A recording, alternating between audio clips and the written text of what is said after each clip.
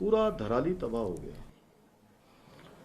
पौड़ी जनपद के सैंजी गांव और उसके आसपास के गांव, पैठाणी के आसपास, भरसार के आसपास,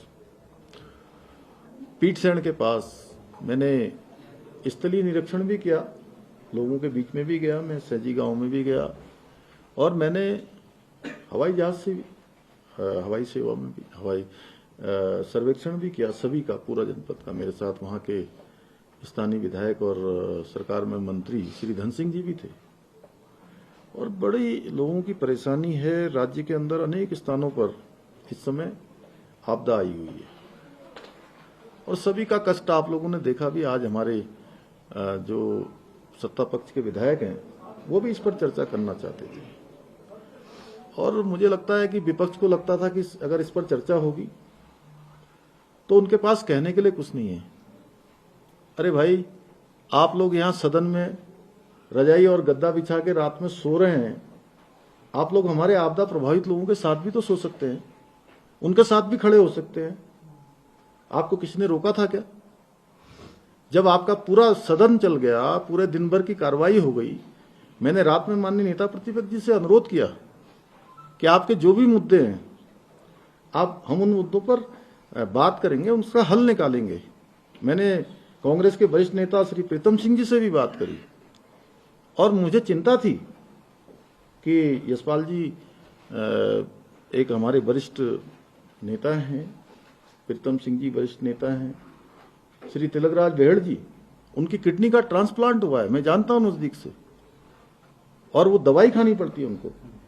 ममता राकेश जी, उनको दवाई खानी पड़ती है, क्योंकि मैं व्यक्तिगत रूप से भी जुड़ा हुआ हूं।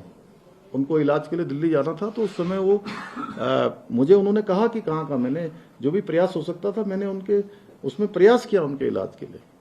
तो इसलिए मुझे उनकी चिंता थी। नौजवान लोग तो चलो कोई बात नहीं, वो अच्छा है जो उसमें करे, लेकिन उसके बावजूद भी केवल अनावश्यक रूप से सस्ती लोकप्रियता लेने के लिए सबने देखा, माइक तोड़ दिए गए, टेबल पलट दी गई, कागजों के जो हमारी जो एजेंडा सीट है या प्रश्नोत्तर की जो पूरी तालिका है वो आती, उसको उछाल उछाल के किया जा रहा है पूरे समय।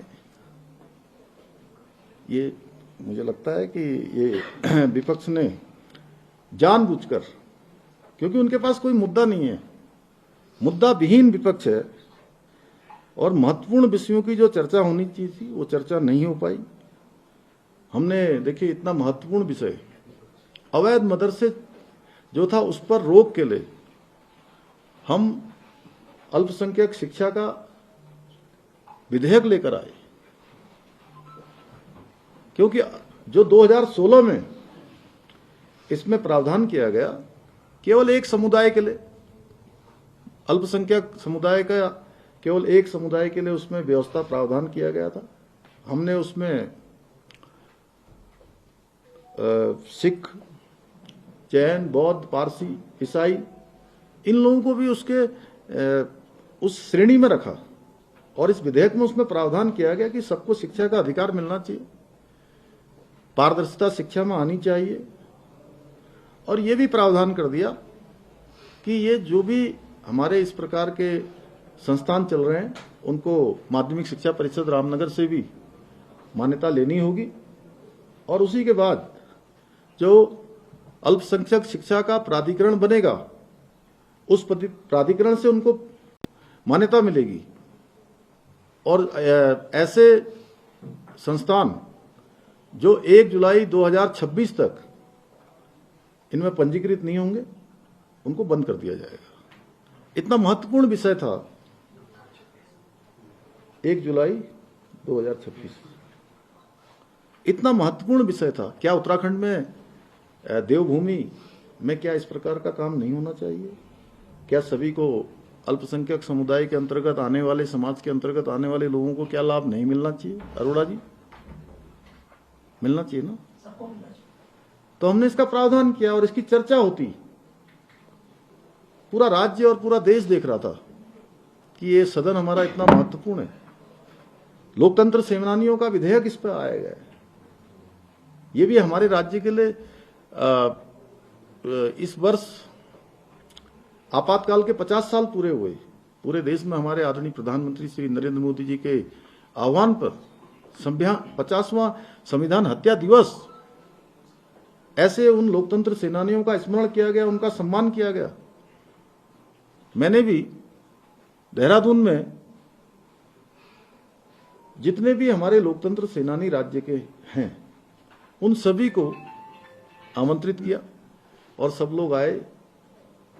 उन सबका सम्मान का समारोह था। उनके बीच में से बातें निकली कि लोकतंत्र कितना भयावह था।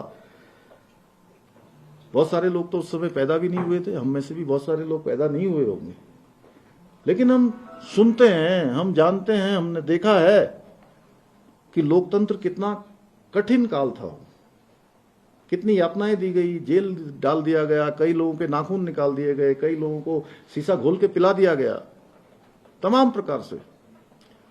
तो उनके कष्ट अगर हम उनके लिए कुछ कर पाए तो उस पर कोई मरहम नहीं है, केवल अपनी तरफ से एक हमारा सम्मान है, उनके लिए श्रद्धा है। उन्होंने लोकतंत्र को बचाने के लिए इतना काम किया, उस पर चर्चा होती सदन में। हालांकि विधेयक पास हो गया, हम पेंशन से लेकर उनको सम्मान, उनका पहचान पत्र, उनके आने जाने की कुछ सुविधा हो जाए। और वो इतने अधिक आयु के लोग हैं, कोई भी उसमें 75 साल के आयु से कम का नहीं है। तो उनके लिए लोकतंत्र सेनानी विधेयक भी हम लेकर आए थे, उस पर भी चर्चा नहीं हो पाई। इसी प्रकार देवभूमि उत्तराखंड, इसका अपना एक स्वरूप है पूरे देश के अंदर, दुनिया के अंदर। कोई भी हमारे राज्य का यहां से कहीं बाहर जाता है और वो अपने को बताता है कि हम उत्तराखंड से आए हैं, देवभूमि से आए हैं, तो लोगों का एक भाव उसके प्रति अलग हो जाता है।